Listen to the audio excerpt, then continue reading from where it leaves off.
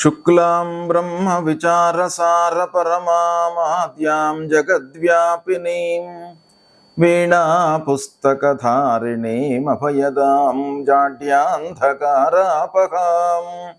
హస్తే స్ఫాటికమాలికాం విదదతీం పద్మాసనే సంస్థితాం వందే తాం పరమేశ్వరీం భగవతీం బుద్ధిప్రదాం శారదాం. శ్రీ మహాగణాధిపతయే నమః. శ్రీ మహాసరస్వత్యై నమః. శ్రీ గురుభ్యో నమః. 2024వ సంవత్సరం అక్టోబర్ మాసంలో వృశ్చిక రాశి వారికి గోచార ఫలితాలు ఎలా ఉన్నాయో తెలుసుకుందాం. ముందుగా వృశ్చిక రాశి వారికి సూర్య భగవానుడు 16వ తారీఖు వరకు ఏకాదశ స్థానంలో సంచరిస్తున్నాడు. ఇది చాలా అనుకూలంగా ఉంటుంది, అనుకూలమైనటువంటి ఫలితాలను ఇస్తాడు. దాని తర్వాత ద్వాదశ స్థానంలోకి ఎంటర్ అవుతున్నాడు. ద్వాదశ స్థానంలో ప్రతికూలమైనటువంటి ఫలితాలు ఇస్తాడు.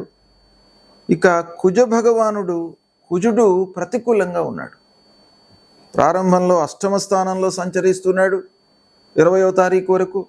దాని తర్వాత మళ్ళీ కర్కాటక రాశిలోకి ప్రవేశిస్తున్నాడు గనక 9వ స్థానం అవుతుంది. ఈ రెండు స్థానాలు కూడాను కుజుడి విషయం లోపల మనకు అనర్థం చేకూరేటువంటి అవకాశాలు ఉన్నాయి. అష్టమము భాగ్యస్థానము ఈ రెండు కూడాను ప్రతికూలమైనటువంటి స్థానాలు కనుక అంగారకుడి యొక్క అనుకూలత లేదు. ఇక బుధుడు ఏకాదశ ద్వాదశ స్థానాలలో సంచరిస్తున్నాడు, అనుకూలంగా ఉన్నాడు. గురు భగవానుడు సప్తమ స్థానంలో సంచరిస్తున్నాడు, అనుకూలంగా ఉన్నాడు. శుక్రుడు ద్వాదశ జన్మస్థానాలలో అనుకూలంగా ఉన్నాడు. శనైశ్చరుడు అర్ధాష్టమ స్థానంలో సంచరిస్తున్నాడు, ప్రతికూలంగా ఉన్నాడు. రాహువు పంచమ స్థానంలో ప్రతికూలంగా ఉన్నాడు. కేతువు ఏకాదశ స్థానంలో అనుకూలంగా ఉన్నాడు. ఈ విధంగా గ్రహస్థితి ఉంది. అయితే ముఖ్యంగా ఈ గ్రహస్థితిని, ఈ స్థానాలను మనం పరీక్షించినట్టయితే గ్రహస్థితి ఈ మాసంలో అనుకూలంగానే ఉంది. అయితే కుజుడి యొక్క స్తంభన మూలకంగా కుజుడి యొక్క ప్రభావం ఉంది వృశ్చిక రాశి పైన. రాస్యాధిపతి కనుక కొంత తగ్గుముఖం పడుతుంది. అయినప్పటికీ అష్టమ స్థానం ప్రబలంగా ప్రతికూలమైనటువంటి స్థానంగా గోచారంలో మనకు చెప్పబడి ఉన్నది కాబట్టి ఈ కుజుడి యొక్క ఫలితము మనకు నెగిటివ్గా ఉంటుంది. అర్ధాష్టమ శని, రాహువు, కుజుడు ఈ గ్రహాలు ప్రతికూలంగా ఉన్నాయి. అయితే ఓవరాల్గా చూసినట్టయితే కొంత అనుకూలత శాతము ఉంది ఈ మాసం లోపల వృశ్చిక రాశి వారికి. అంటే పర్టికులర్గా ఈ మాసం వరకే మనం ఆలోచించినట్టయితే మీకు అనుకూలతనే ఉన్నది ఎక్కువగా. తద్వారా ఏమవుతుంది, ఎలాంటి ఫలితాలు ఉంటాయి అని అంటే వివాహాది శుభకార్యాలు చేస్తారు. పిల్లలవి శుభకార్యాలు చేసేటువంటి అవకాశాలు బాగా కనబడుతున్నాయి. పిల్లల విద్య విషయం లోపల, చదువు విషయం లోపల మీరు బాగా ప్రయత్నాలు చేస్తారు. అనుభవజ్ఞుల యొక్క సహాయ సహకారాలు తీసుకుంటారు. వారి సూచనల మేరకు మీరు పనిచేయడం మూలకంగా చాలా మంచి ఫలితాలు పిల్లలకు కలుగుతాయి. అంటే మీరు ఈ సమయంలో ఈ గ్రహస్థితి, ఈ గ్రహాల యొక్క అనుగ్రహం మూలకంగా మంచి వారితో మీరు సాహచర్యం పొంది వారి యొక్క అనుభవాలను వాళ్ళతో మీరు చర్చించడం మూలకంగా మంచి ఫలితాలు పిల్లలకు కలిగేటువంటి అవకాశాలు ఉన్నాయి. సమాజంలో మీకు మంచి స్థితి ఏర్పడుతుంది, గౌరవ మర్యాదలు లభిస్తాయి. ఉన్నత స్థానంలో ఉన్నటువంటి వారితో సాహచర్యం లభిస్తుంది. తద్వారా చాలా పనులు నెరవేరేటువంటి అవకాశాలు ఉన్నాయి. 1-2 వారాలలో బంధువర్గంలో కొంత వైషమ్యాలు కనబడుతున్నాయి. చివరిలో కొంత తగ్గుముఖం పట్టినప్పటికీ ఓవరాల్గా ఈ మాసంలో బంధువులు, జ్ఞాతులు, స్నేహితులు, వాహనములు, మిషనరీలు వీటి మూలకంగా మీకు కొన్ని అనర్థాలు, ఇబ్బందులు కలిగే అవకాశాలు గోచరిస్తున్నాయి. అనవసరమైన రిపేర్లు ముందుకు రావడం, ఇంటి మరమ్మతులు ముందుకు రావడము, రిపేర్స్ మూలకంగా డబ్బులు వృధా కావడము, చేతిలో డబ్బు లేకపోవడము, అప్పుల బారిన పడడము, రుణబాధ పెరిగిపోవడము, వ్యవసాయదారులకు కూడాను ఖర్చులు రాబడికి మించి ఉండడంతో కొంత ఇబ్బంది పడతారు. అయితే రాబడి కొంత అనుకూలంగానే ఉన్నప్పటికీ మీరు దాన్ని బేరీజు వేసుకోకుండా ఖర్చులు చేయడం మూలకంగా మీరు ఇబ్బంది పడే అవకాశాలు కనబడుతున్నాయి. 1-2 వారాలలో వ్యాపారస్తులకు అనుకూలం, 3-4 వారాలలో క్రయ విక్రయాల మూలకంగా కొంత స్తబ్దత కనబడుతుంది. ఇక ఇంటి వాతావరణం మట్టుకు సంతృప్తికరంగానే ఉంటుంది. తీర్థయాత్రలు, విహారయాత్రలపై మనస్సు నిలుపుతారు. విహారయాత్రలు, తీర్థయాత్రలు, గురు సందర్శనాలు ఇలాంటివి చేసుకునే అవకాశాలు బాగా కనబడుతున్నాయి. ఉద్యోగస్తులకు ఆఫీసులో మొదటి 2 వారాలు అనుకూలత, మంచి గుర్తింపు లభిస్తుంది. 3-4 వారాలలో పనిభారం మూలకంగా అనారోగ్య సమస్యలు ముందుకు వస్తాయి.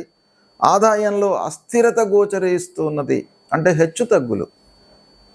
కొన్ని రోజులు మీకు ఆదాయం రావడము, కొన్ని రోజులు ఆదాయం రాకపోవడము మూలకంగా మనకేంటంటే ఒక ప్రణాళిక వేసుకోలేము మనము. అంటే పని ఏం చేయాలి, ఏం చేయకూడదు అనేటువంటిది ఫోకస్ పెట్టాలి అని అంటే మనకు ఆదాయం గురించి ఒక అవగాహన ఉండాలి.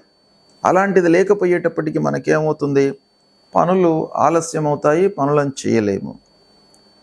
కాకపోతే పొదుపుపై మనస్సు నిలపడం చాలా అవసరం. వృధా ప్రయాణాలు, తద్వారా అలసట ఇలాంటి ఫలితాలు గోచరిస్తున్నాయి. కాబట్టి వృశ్చిక రాశిలో జన్మించినటువంటి వారికి ఓవరాల్గా ఈ మాసం 60% మంచి ఫలితాలు కలుగుతాయి. కాబట్టి మీరు ఓవరాల్గా సంతృప్తిగానే ఉంటారు. అయితే ముఖ్యంగా వృశ్చిక రాశి వారికి అర్ధాష్టమ శని ప్రభావము ఉంది, కుజాష్టమ ప్రభావము ఉంది. అంటే అష్టమ స్థానంలో కుజుడు, అర్ధాష్టమ స్థానంలో శని, ఈ 2 గ్రహాలు తర్వాత రాహువు ప్రతికూలంగా ఉన్నారు. కాబట్టి ఈ గ్రహాలకు మీరు పరిహారం చేసుకోండి. అష్టమ నవమ స్థానాలలో కుజుడు సంచరిస్తున్నాడు గనుక నిర్ణయాలలో ఇబ్బందులు ఎదురవుతాయి. తొందరపడి నిర్ణయాలు తీసుకోవడము, బ్లైండ్గా తీసుకోవడము, లేదా ప్రతి విషయానికి కూడాను తొందరగా రియాక్ట్ అయ్యి మనస్తాపానికి గురి అయ్యేటువంటి అవకాశాలు ఉంటాయి. కనుక అంగారకుని ప్రీత్యర్థమై లక్ష్మీ నరసింహస్వామిని కొలవండి. కరావలంబ స్తోత్రాన్ని ప్రతినిత్యం కూడాను పారాయణం చేసుకోండి. సుబ్రహ్మణ్య స్వామి దేవాలయానికి వెళ్ళండి, సుబ్రహ్మణ్య స్వామిని కొలవండి. సుబ్రహ్మణ్య స్వామి దేవాలయంకి వెళ్ళడం మూలకంగా మీ లోపల ప్రతి విషయంలో ఎలా నిర్ణయాలు తీసుకోవాలి, ఎంత వెయిట్ చేయాలి ఆ పని కొరకు, సమయ స్ఫూర్తితో మనం ఎలా మెదలాలి అనేటువంటి విషయాన్ని ఆ సుబ్రహ్మణ్య స్వామి యొక్క అనుగ్రహం మూలకంగా మీకు కలుగుతుంది. ఇక అర్ధాష్టమ శని బాగాలేడు. కాబట్టి శని మూలకంగా ఆర్థిక సమస్యలు ఉంటాయి, పని లోపల ఆలస్యం ఉంటుంది. కనుక శని మూలమంత్రాన్ని జపించుకోండి. నీలాంజన సమాభాసం రవిపుత్రం మహాగ్రహం ఛాయామార్తాండ సంభూతం తన్నమామి శనైశ్చరం. ఆంజనేయ స్వామి దేవాలయానికి వెళ్ళండి, ఆంజనేయ స్వామిని కొలవండి. మీకు మనోధైర్యం, బుద్ధి బలము ఇవన్నీ కూడాను ఇస్తాడు ఆంజనేయ స్వామి. తద్వారా మీకు ఏమవుతుంది, చేసేటువంటి పని లోపల మీకు శ్రద్ధ కలుగుతుంది. మానసికంగా మీరు ఒక దృఢంగా ఉంటారు. ఈ పనిని నేను చేయగలుగుతాను. ఒకవేళ ఇప్పుడు ఈ క్షణంలో ఇది మనకు అనుకూలంగా లేకపోయినప్పటికీ దీన్ని నేను తప్పకుండా పూర్తి చేస్తాను అనేటువంటి ఒక సంకల్పము మీకు ఆ ఆంజనేయ స్వామి కల్పిస్తాడు. కనుక ఆంజనేయ స్వామి దేవాలయానికి వెళ్ళండి. ఇలా చేసినట్టయితే, ఈ పరిహారాలు చేసుకున్నట్టయితే మీకు 60-65% ఫలితాలు అనుకూలంగా ఉన్నాయి. శుభం.